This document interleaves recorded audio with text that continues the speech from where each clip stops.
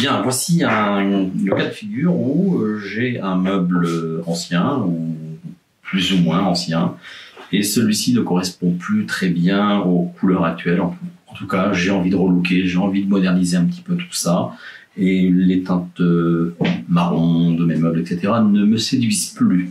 Et j'aimerais repeindre ces meubles, et pourquoi pas leur donner même une petite patine avec une peinture. Bien, alors voici comment je vais procéder. Là, nous avons affaire à un meuble qui est verni, d'accord?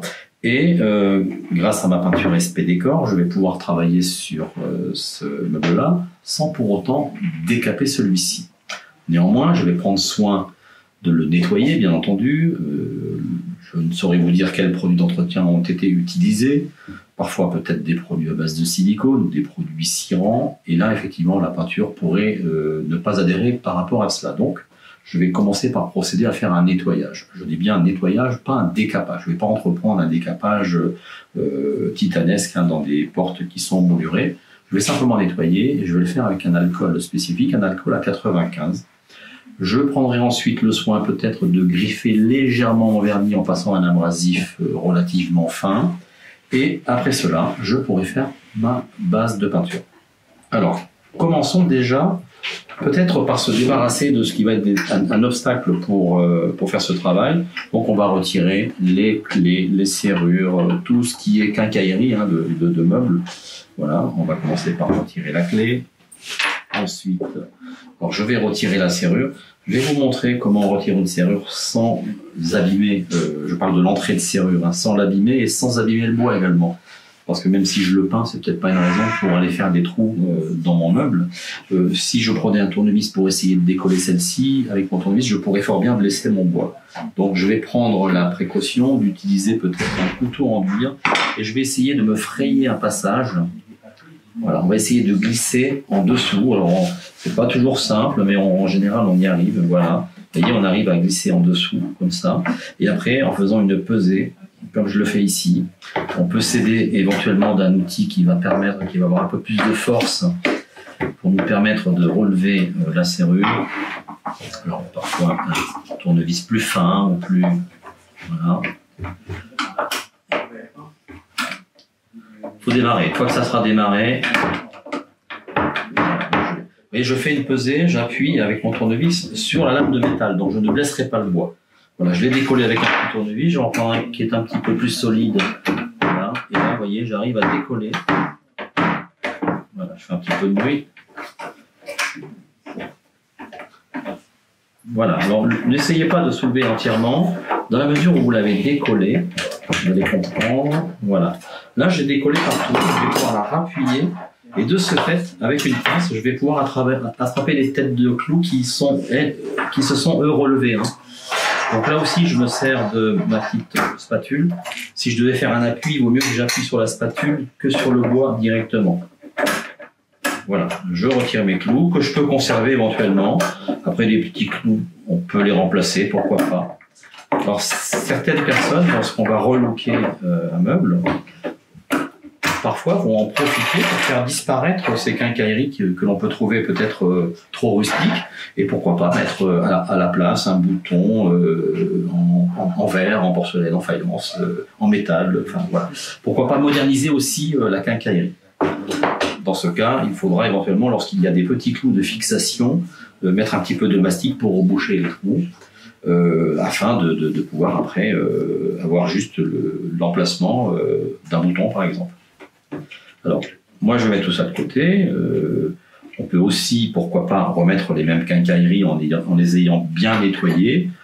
On pourrait aussi les peindre. Voilà, il y a plein d'options possibles.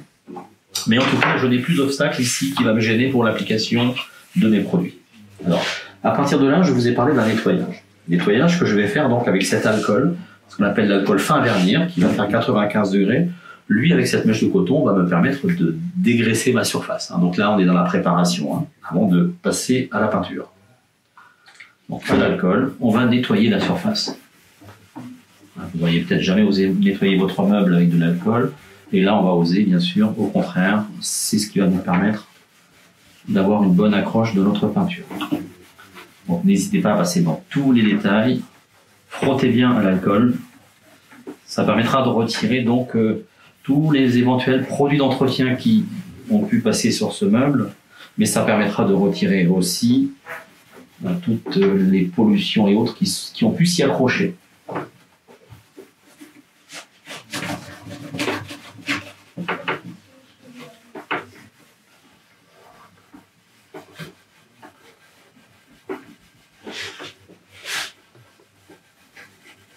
Vous voyez qu'on retire un petit peu de cochonnerie quand même, hein, ce qui est normal. Donc, quand vous voyez que votre mèche de coton est sale comme ça, n'hésitez pas à renouveler.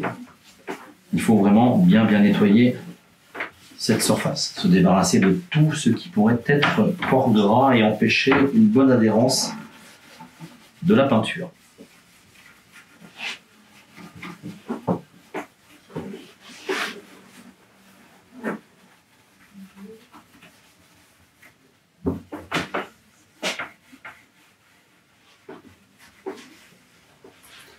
Alors sur cette porte, il avait été fait à l'origine une patine antiquaire où on a une simulation de galeries, de trous de verre. Après, ça peut être des trous de verre qui soient des vrais. Là, ce ne sont pas des vrais, je l'identifie bien. Mais au contraire, dans ma patine que je vais faire au glacis, vous verrez qu'en finalité, c'est intéressant aussi d'avoir une patine avec une peinture. Et le glacis mettra en valeur ce côté un petit peu rustique, un petit peu patiné. Et on perdra ce côté marron. Voilà, on va aller dans une couleur beaucoup plus claire. Voilà, on considère que le nettoyage est bien fait. Je vais passer maintenant à un stade où je vais griffer légèrement, comme je vous l'ai indiqué. Donc pour ça, je vais travailler avec des abrasifs. Moi, je prends une mousse à poncer parce qu'elle va m'aider un petit peu à aller dans ces formes arrondies, etc. Vous pouvez travailler avec du papier abrasif, hein, du papier finishing marche très bien aussi. Et je ne vais pas forcément faire un ponçage dans le sens du fil de bois comme il est d'usage classiquement de le faire. Là, vous pouvez travailler en rond, ça n'a pas une grosse importance. On va créer quelque chose qui est quasi imperceptible à l'œil. On va créer une micro-rayure qui va faciliter l'approche de cette peinture. Alors attention, cette peinture a vraiment un pouvoir d'accroche exceptionnel. Toutes les peintures acryliques n'accrocheraient pas forcément sur ce genre de préparation. Bien souvent, beaucoup de peintures vous demanderont le décapage complet de votre bois. Et là, comme on pense que c'est un travail qui est quand même assez fastidieux, grâce à cette peinture, on va pouvoir éviter cette étape qui est quand même très importante. Voilà, on va faire ça donc sur l'ensemble de la porte.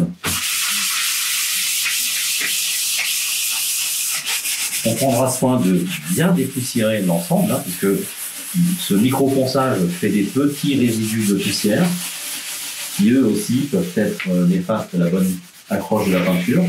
Donc on prendra soin de bien réessuyer, de bien enlever les excédents de poussière, et pour les enlever, l'idéal, éventuellement un petit coup d'aspirateur, un petit coup de balayette si vous le souhaitez, mais terminez toujours avec à nouveau un petit lavage à l'alcool qui ramassera vraiment toutes les poussières.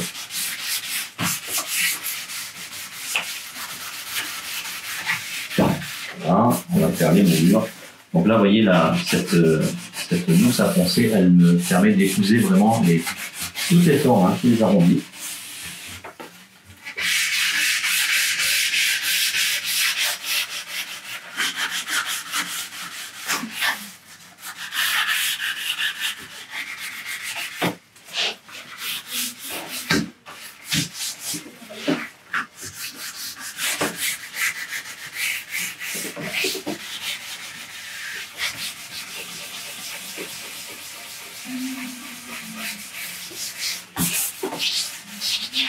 Voilà, donc on prend cette passer partout.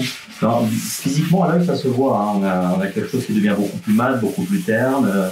C'est normal, hein. On a dépoli le vernis par ce ponçage. Et c'est en fait le repère, hein, pour savoir si on est bien passé partout. Si vous voyez des zones qui restent un petit peu plus brillantes, n'hésitez pas à revenir dessus. Il faut vraiment dépolir ce vernis. Voilà, mais ne cherchez pas ça comme un décapage. Hein. C'est pas le but. On n'a rien décapé du tout. On a fait que de légèrement griffer la surface. Le décapage serait, lui, beaucoup plus fastidieux. Après, aux amateurs de décapage, s'ils veulent décaper avant. Mais là, je rappelle que c'est pas une nécessité grâce à cette peinture, la peinture SP Décor. Voilà, donc on va considérer que la micro-rayure est suffisante. Vous voyez les poussières que j'élimine. Hein. Donc n'hésitez pas à bien dépoussiérer. Prenez l'aspirateur, hein, surtout si vous êtes en appartement. Dans un atelier, on peut se permettre de faire voler un petit peu la poussière. On fera le ménage ce soir sur le sol. Voilà. Et je vais à nouveau faire un petit rinçage à l'alcool pour vraiment être sûr d'avoir ramassé tous les petits grains de poussière qui pourraient subsister sur le bois. Voilà, on va faire un dernier rinçage.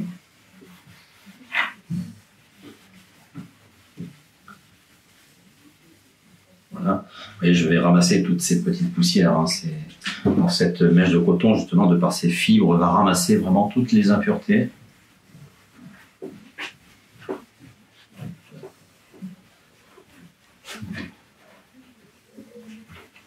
Voilà, n'hésitez pas à la retourner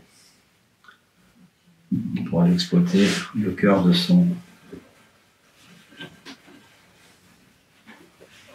la mèche. Voilà. Là maintenant, avant d'aller passer ma peinture, on va laisser sécher tout cela. N'essayez pas de peindre sur un bois qui est encore un peu humide. Laissez bien sécher. On peut considérer 2-3 heures d'attente. N'hésitez pas à laisser bien sécher. Hein, parce que l'humidité qui a pénétré dans le bois, elle aussi pourrait être un facteur néfaste à la bonne tenue de votre peinture. Donc, quand le bois sera bien sec, lorsqu'on fait un meule, généralement, on a plusieurs pièces à faire. Donc, faites déjà le tour de toutes vos pièces dans ce qui concerne le nettoyage, le démontage des entrées de serrure et cette préparation qu'on va faire avec un peu d'abrasif en ayant soin de bien dépoussiérer. Et voilà, ne soyez pas trop pressés. Attendez 2-3 heures pour ensuite appliquer votre peinture SP Décor. Donc, en attendant, je peux commencer, si je le souhaite, à préparer ma couleur. Je finalise ma couleur, donc je mélange bien mon pigment avec ma peinture SP Décor.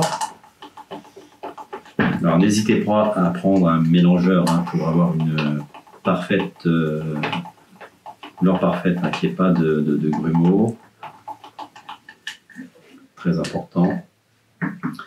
Voilà, moi je le fais de façon manuelle.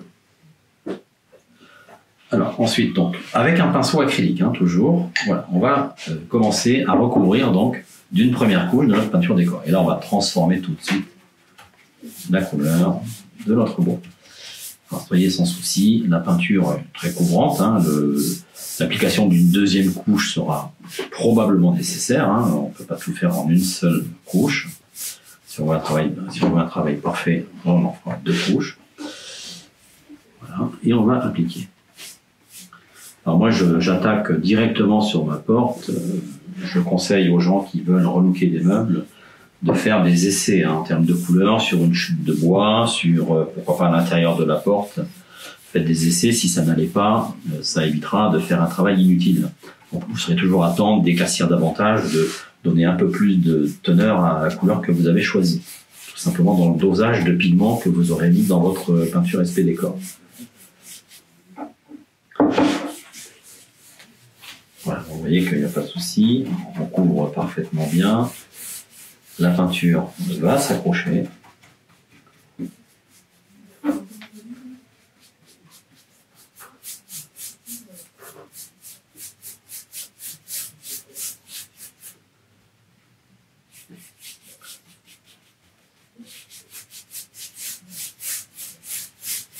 Travaillez bien toujours dans le sens de vos pièces de bois, qui sont ce qu'on appelle le sens du fil, hein, le sens de la veine. Donc là, on est sur le montant de la porte. Donc on fait sur sa hauteur, hein, on tire bien le produit. Voilà. Là, on va faire la traverse de la porte.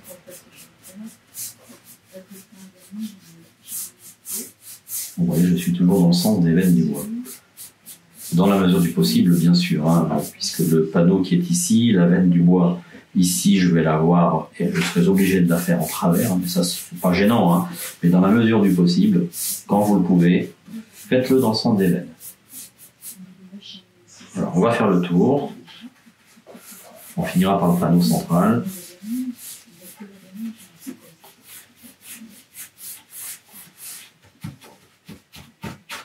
frotter pour aller bien dans les coins lorsqu'il y en a. Et venez ensuite bien tirer en ressuyant votre pinceau sur l'ensemble. Après, si tout n'est pas garni, ne vous inquiétez pas, on va laisser durcir tout ça. On laissera sécher les 2-3 heures recommandées et on renouvellera l'opération. Voilà, 2 couches seront sûrement nécessaires pour avoir quelque chose de parfait.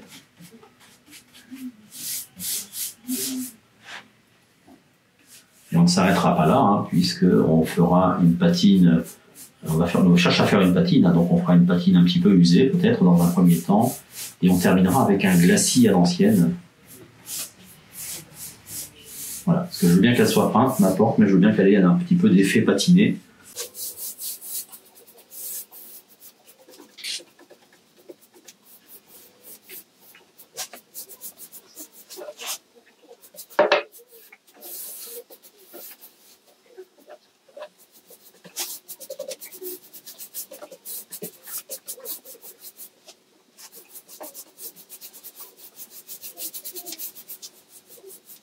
Alors, je travaille avec un pinceau acrylique. Il va de soi que pour des grandes surfaces, vous pouvez utiliser un rouleau. Un rouleau, alors pour ce genre de peinture, le rouleau mousse marche assez bien. Parce que parfois il est bon d'avoir les effets filés du pinceau, travailler pour les grands panneaux avec ce qu'on appelle un spalter, qui sont des pinceaux très larges.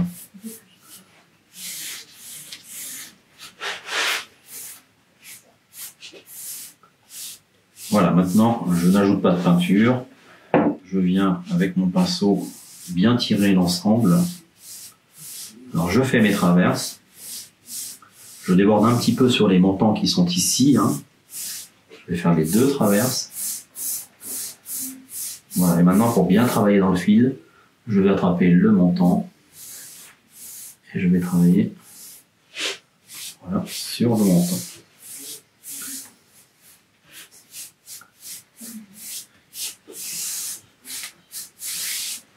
Alors, il n'y a pas de raison, lui, il n'y a pas eu droit encore. Le champ-plat qui est derrière, on va le faire également.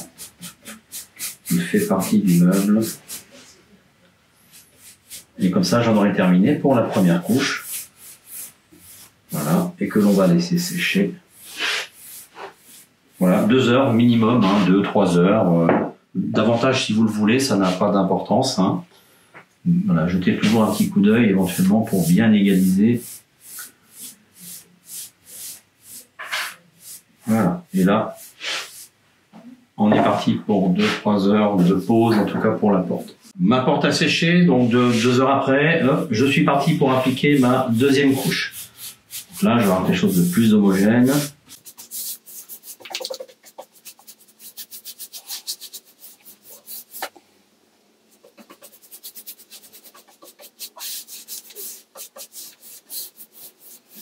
Écoutez, je ne vais pas vous faire trop de commentaires. J'applique ma 2e couche et après cela, on laissera à nouveau sécher. Là, on va laisser sécher 2-3 heures à nouveau, bien sûr. Durcir la peinture et ensuite on passera aux effets.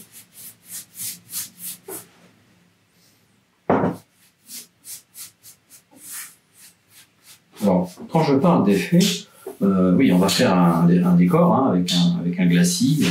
Donc on va apporter une patine en fait à notre peinture. Mais il va de soi que si vous trouvez vos portes très bien une fois qu'elles sont peintes et que vous ne souhaitez pas spécialement faire d'effets supplémentaires, vous pouvez vous arrêter là quant au décor. Après, il est entendu qu'il faudra quand même protéger cette peinture en fonction de la destination de votre meuble. S'il s'agit d'un meuble de cuisine, on vous conseillera un vernis haute protection, de façon à pallier aux problèmes de vapeur d'eau, de vapeur grasse qu'on va trouver dans la cuisine. Si c'est un meuble qui est destiné dans une pièce qui est moins à risque, on va appeler ça comme ça, on pourra opter, pourquoi pas, pour un fondure et qui va isoler votre peinture, bien la protéger, et pourquoi pas une cire en finition.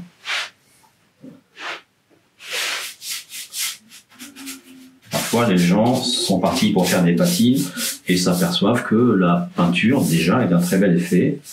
Et ça peut suffire. Ça peut suffire à... Voilà, ça, après, c'est le goût de chacun.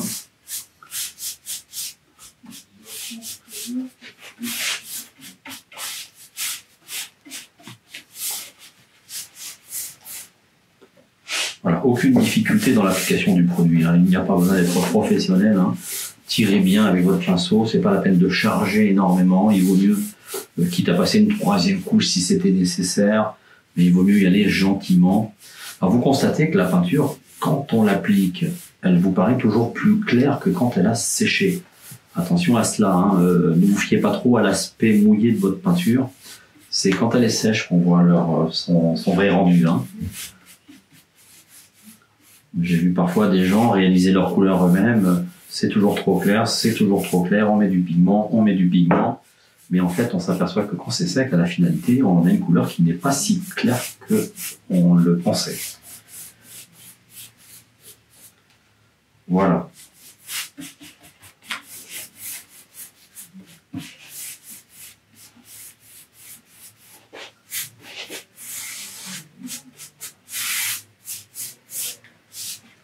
Le dernier montant qui est là.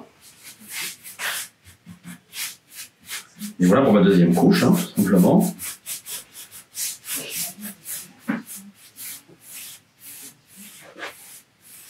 Voilà, et on tire bien.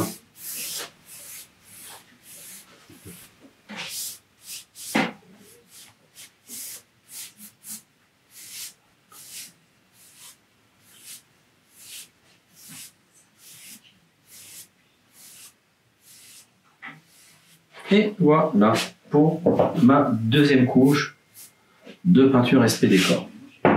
Je laisse sécher et on revoit ça ensuite dans 2-3 heures. À ce stade, on peut s'arrêter là, mais je vous propose un bonus. Alors attention, si vous deviez vous arrêter là, je vous recommande d'isoler votre peinture SP Décor avec un fondur SV et une cire transparente, par exemple, si vous voulez une patine plutôt faite à la cire qui va donner un côté un peu plus soyeux. Si vous voulez conserver la matité que vous avez ici, vous pouvez vous arrêter là, mais vous pouvez aussi mettre un vernis mat qui va encore protéger davantage votre peinture. Elle-même est déjà résistante, hein, mais on peut assurer une protection bien supérieure. Maintenant, si c'est un meuble de cuisine, hein, qui va être sollicité, lui, entre les vapeurs d'eau, les vapeurs grasses et autres produits qu'on trouve dans les cuisines, là, je vous conseille, je vous recommande d'appliquer notre vernis vitrificateur avec un catalyseur, donc là on va avoir une finition vraiment très protectrice, et que l'on va décliner en mat, en satiné ou en brillant, à votre choix. Maintenant je vous propose, avant de mettre cette finition, d'aller un petit peu plus loin dans la patine. Je vous propose une option où, sur cette application de peinture, je vais vous montrer comment on peut faire des effets usés, qui va donner un effet un petit peu plus patiné, donner un peu plus de relief à ce décor. Je vous montre ça de suite. Pour cela, je vais utiliser l'alcool fin à vernir. L'alcool fin à vernir, et je vais me préparer. J'ai ici des petits tampons. Ce sont les tampons spéciaux lustrage. Voilà. Et je vais préparer les petits tampons spéciaux lustrage qui vont me servir à donner ces effets un peu usés. C'est très simple. Je vais les imprégner d'alcool. Et là où je le souhaite, donc je vais plutôt favoriser les angles, hein, sur les pièces, je vais frotter avec cet alcool. Et quand je vais frotter à l'alcool, qu'est-ce qui va se passer? Je vais user en fait ma peinture pour faire réapparaître un petit peu mon bois qui est dessous. Et ça, vous verrez, ça donne un petit peu de relief, ça donne un petit peu de... Voilà, on va faire une patine, donc ce qu'on va appeler un peu la peinture usée, en quelque sorte, hein. Voilà. Voilà, je cherche à user les angles. Alors je pourrais aller au-delà des angles, hein, si je le souhaite, hein. Je vais me contenter de faire les angles. Alors attention, des fois il vaut mieux en faire un petit peu moins pour démarrer, voir ce que ça donne, et ensuite accentuer davantage la chose si vous le souhaitez. N'hésitez pas à remplacer votre tampon à lustrer parce que parfois lui-même va s'user. Là, quand vous sentez qu'il est trop encrassé, votre tampon, c'est qu'il ramasse de la peinture un petit peu, bien sûr, hein. Vous voyez, j'use, hein, alors je ne sais pas si ça vous est visible à l'œil, hein, mais j'use ma peinture, mais pas partout. Je vais faire les angles.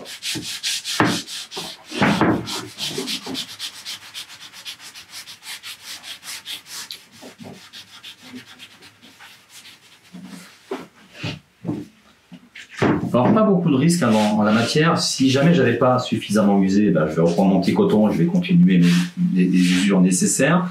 Et si par mégarde j'avais usé un petit peu trop une zone, en disant là j'aurais peut-être pas usé autant, c'est pas très grave, j'ai toujours à disposition ma peinture, je vais légèrement recharger la zone que j'ai peut-être pensé user un peu trop, la laisser sécher à nouveau et redégrader mon usure comme je l'entendais, comme je le souhaite.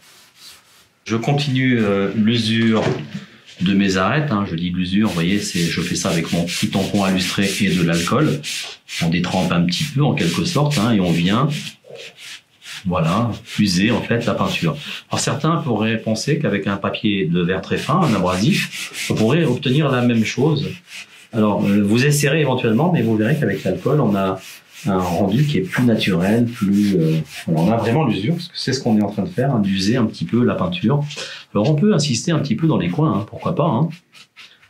Et, voilà, on est censé avoir justement une usure logique, hein, et pourquoi pas les angles hein, seraient un petit peu plus usés. Voilà, d'accord. On va finir par le champ qui est en bas.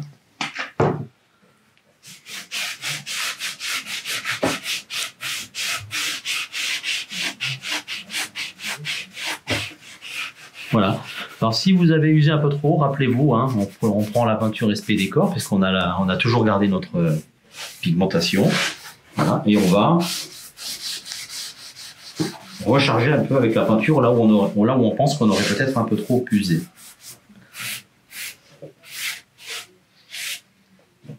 Voilà. Donc voilà une autre option possible.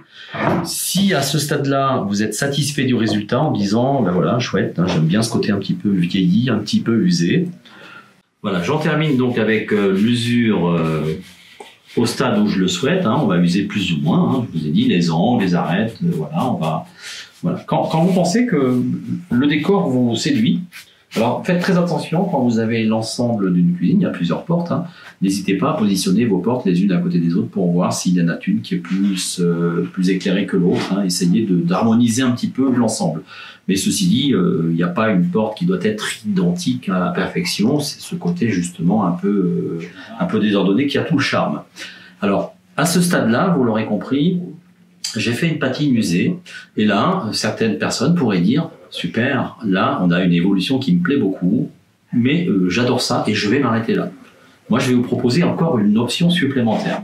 D'accord, encore un petit bonus. Bon, je vais vous parler d'un glacis à l'ancienne qui va apporter encore un peu plus de patine à ma porte. Pour les personnes qui voudraient s'arrêter là, bien sûr, n'oubliez pas, surtout si vous êtes pour des meubles de cuisine, mettez le vernis vitrificateur pour bien stabiliser tout ça, avec le catalyseur hein, pour la cuisine. On peut opter bien sûr aussi pour une finition cirée, comme je vous l'ai déjà dit, avec le fond dur et la cire. Attention pour la cire, choisissez bien une cire transparente. Donc chez nous, il y a la pâte à encaustiquer transparente qui existe. C'est celle-là que l'on va vous proposer, de façon à respecter le choix des couleurs que vous aviez fait lors de la préparation. Maintenant, je vous propose d'aller un petit peu plus loin dans la patine et donner un effet encore un peu plus vieilli en mettant un glacis à l'ancienne dessus pour apporter un peu plus de patine. Alors pour cela, je vais commencer sur ma préparation, je vais adoucir la surface, je vais l'égrainer, hein, cette peinture avec un papier abrasif très très fin. En l'occurrence, ici, je vais travailler avec la mousse à poncer. Donc j'ai de la microfine et à main légère. Donc, je vais bien adoucir ma surface.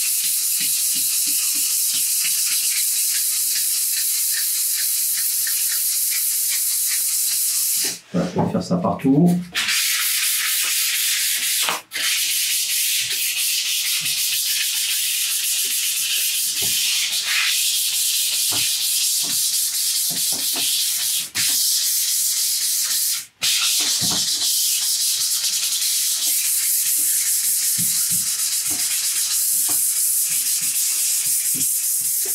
Vous voyez, pas de geste technique bien difficile, hein. Juste pour avoir un bois plus doux, plus soyeux au toucher.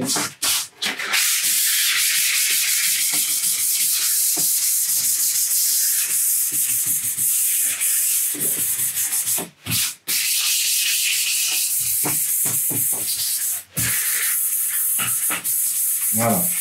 Alors, qui dit ponçage dit forcément petite poussière, hein, évidemment, aussi léger soit-il, vous avez toujours des poussières, même très fines.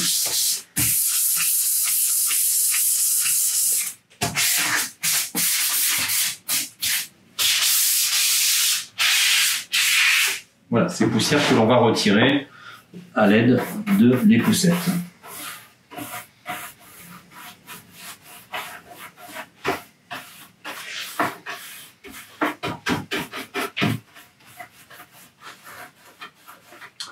Alors, pour faire cet aspect un petit peu plus vieilli, et d'ailleurs, vous vous rappelez peut-être, hein, on a une patine antiquaire à l'origine, donc on a quelques petites galeries, quelques petits trous.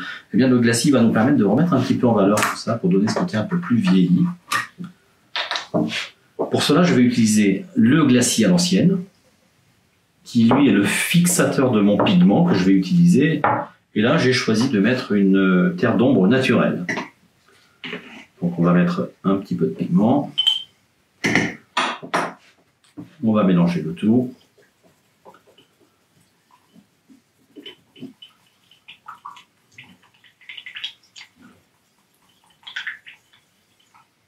Alors là aussi, il n'est pas défendu de faire des petits essais hein, sur un support que vous auriez peint avec la même peinture, bien sûr. Hein. Toujours, pourquoi pas une petite pièce martyre hein, qui sert de test hein, pour vérifier si les dosages vous vont bien. On peut faire un glacis plus ou moins soutenu, c'est une question de dosage de pigment dans le glacis, mais aussi la façon dont on va le travailler, puisqu'on va pouvoir l'essuyer pour retirer un petit peu les excédents possibles. Voilà, on va voir ce que ça donne comme ceci. Donc, je vais faire un petit test là sur cette partie-là. On va travailler avec un pinceau. Je vais de préférence utiliser un pinceau de soie. Donc là, j'ai pris un pinceau en soie. Et je vais faire mon petit test de glacis. Alors si je le trouve trop foncé, alors rassurez-vous, hein, ce que j'ai là, je peux l'essuyer pour éliminer une bonne partie du glacis. Alors si vous le trouvez trop foncé, vous pourrez toujours le rallonger avec tout simplement son liant. Bon, moi je vais le laisser dans cet état, dans l'état d'esprit que j'ai là. Donc je vais badigeonner mon glacis. Alors évidemment, il vous paraît bien foncé. Voilà, je l'étale assez grossièrement et je viens l'essuyer. Donc là, je vais prendre un tampon spécial lustrage et je vais essuyer mon glacis. Donc, en frottant, je vais en éliminer une bonne partie et je vais pouvoir faire réapparaître ma peinture pour garder ce dont j'ai besoin au niveau du glacis.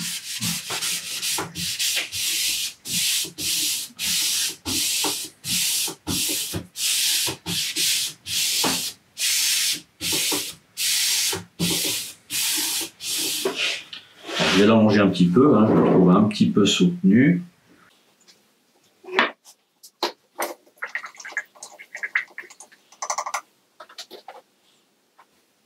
Alors, un glacis rodé de trempe à un autre glacis. Hein, je peux très bien remouiller et voilà, remettre par-dessus pour éclaircir davantage. Voilà, on va partir là-dessus. Peut-être l'éclaircir encore un peu.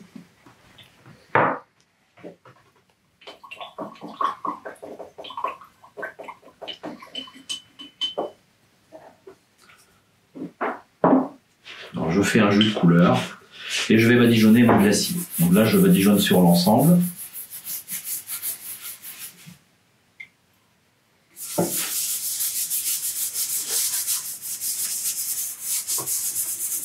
On va commencer par le panneau central et sa plate-bande.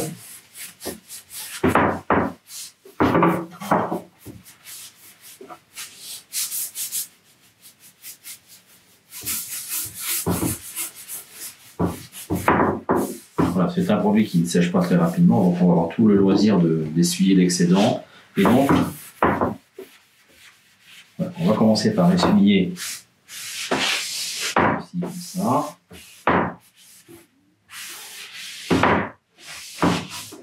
Et je ramasse le pigment en quelque sorte. Et après, vous voyez, si j'insiste bien, je vais rééclairer un petit peu l'ensemble.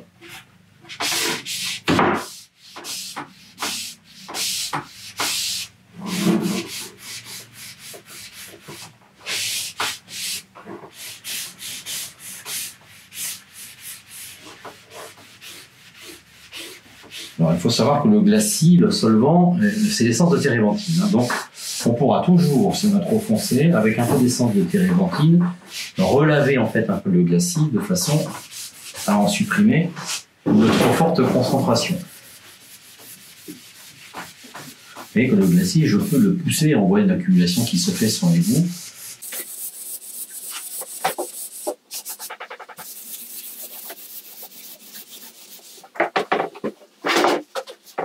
On va continuer sur l'ensemble de la porte.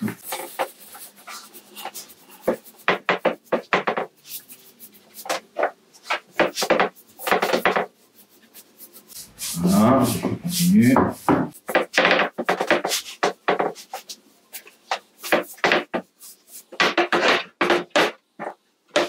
Et je vais essuyer. J'essuie.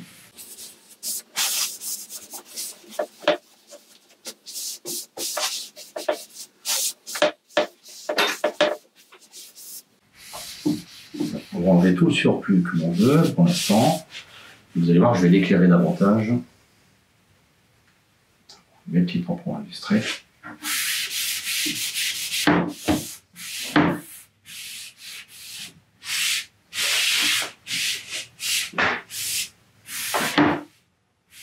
Alors n'hésitez pas, même avec une brosse large ou des poussettes, à bien égaliser votre glacis. Ça vous permet dans les coins d'aller déposer une glacis vraiment partout.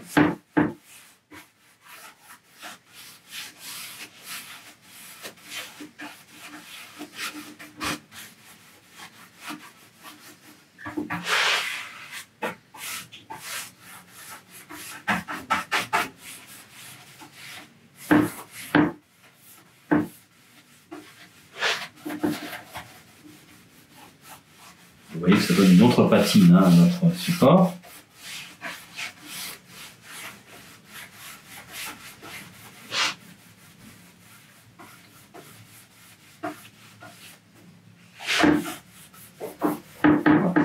Si vous souhaitez l'éclaircir davantage,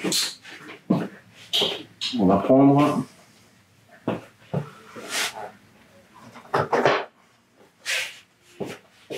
de l'essence de térébenthine. Voici de l'essence de térébenthine. Rappelez-vous, c'est le solvant de mon glacis. Donc, avec l'essence de térébenthine, je vais imprégner mon tampon et on va continuer à donner un peu d'éclairage à tout ça. On va supprimer un petit peu de glacis, toujours à l'essence de térébenthine, puisque c'est le solvant. Voilà, vous en enlevez un petit peu, vous en laissez un petit peu plus dans les bouts si vous voulez donner une patine un petit peu dégradée. Et là, vous tirez, vous partez du centre. Hein. Et vous tirez bien, et cette fois-ci on avance jusqu'au bout.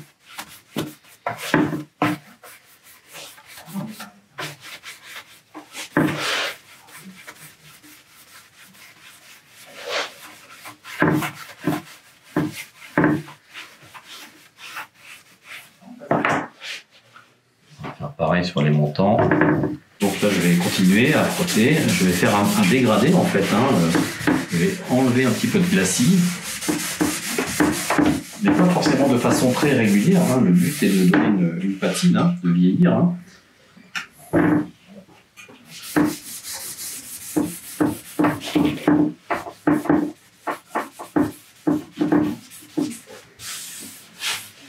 Et avec ma brosse, je vais retirer un petit peu le tout.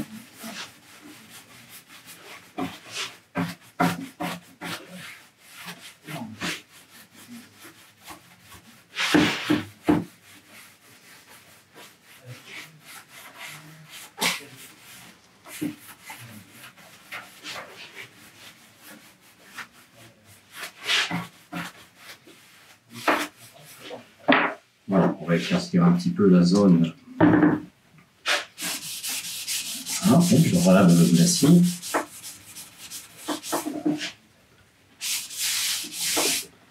Mais je ne fais pas de façon régulière à chaque fois. Et voilà, on va retravailler à la brosse pour donner une sorte de dégradé. Hein.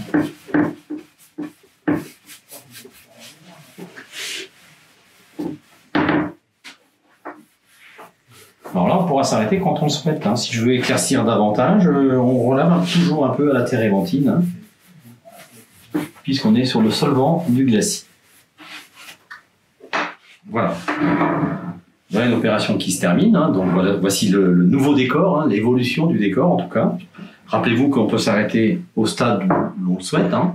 Et on peut donc, c'est le principe du train, hein, vous prenez un train et vous pouvez vous arrêter à la première station. La première station, rappelez-vous, c'était la peinture SP décor avec le pigment. Si cette patine-là ou cette finition-là vous suffisait, vous fallait bien entendu la protéger quand même avec le vernis vitrificateur et son catalyseur si c'était pour une cuisine. Hein. C'était la possibilité aussi de mettre un fondure avec une cire transparente, hein, de façon à ne pas modifier la couleur. Le deuxième arrêt de notre train, eh bien, vous voyez, après ça, nous avions fait une patine usée. Hein, nous avons usé à l'alcool, hein, pour donner ce côté un petit peu vieilli. Et troisième option, là on allait jusqu'au terminus, on terminait avec un glacis. Donc, vous voyez l'évolution possible de votre patine, mais que vous arrêtez au stade où vous souhaitez. Dans tous les cas, quand le décor est en place pour vous, n'oubliez pas de protéger, je le rappelle, le vernis ou la finition cirée.